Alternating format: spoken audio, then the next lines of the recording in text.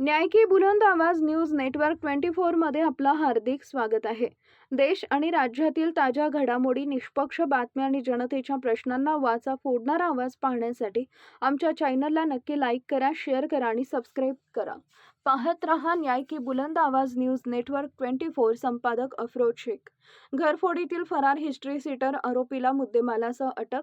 जालना सदर बाजार डीबी पथकाची धडक कारवाई।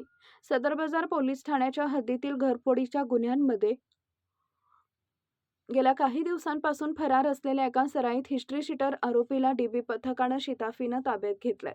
त्याच्याकडून चोरीच्या साहित्यासह 1,67,600 रुपयांचा मुद्देमाल जप्त करण्यात आलेला आहे।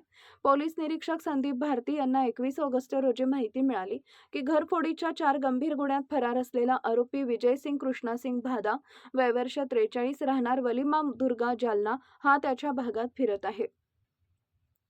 या माहितीच्या आधारे डीबी पथकाचे प्रमुख पोलीस उपनिरीक्षक सचिन सानप आणि त्यांच्या सहकार्यांनी पंचासमक्ष वलीमाम दर्गा परिसरात सापळा रचला।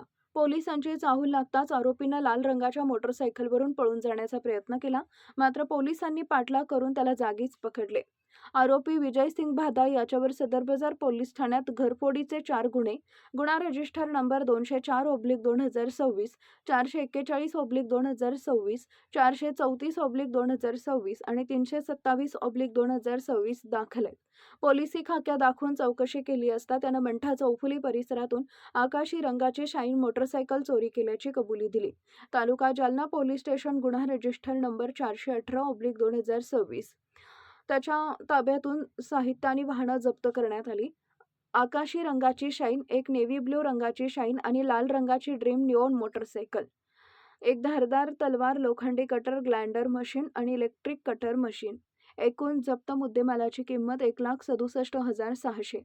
ही कारवाई पोलीस अधीक्षक तेगबीर सिंह संधू, अपर पोलीस अधीक्षक विक्रम साळी, उपविभागीय पोलीस अधिकारी अनंत कुलकर्णी यांच्या मार्गदर्शनाखाली पोलीस निरीक्षक संदीप भारती यांच्या नेतृत्वात पोलीस उपनिरीक्षक सचिन सानप, जगन्नाथ कानडजे, तानाजी काणुरे, जगन्नाथ जाधव, भगवान मुंजाळ, दुर्गेश घोपणे, अजिम शेख, राहुल कटकम, संदीप गोतीस, धनाजी लोंढे आणि महिला पोलीस हेड कॉन्स्टेबल मगरे यांनी पार पाडली।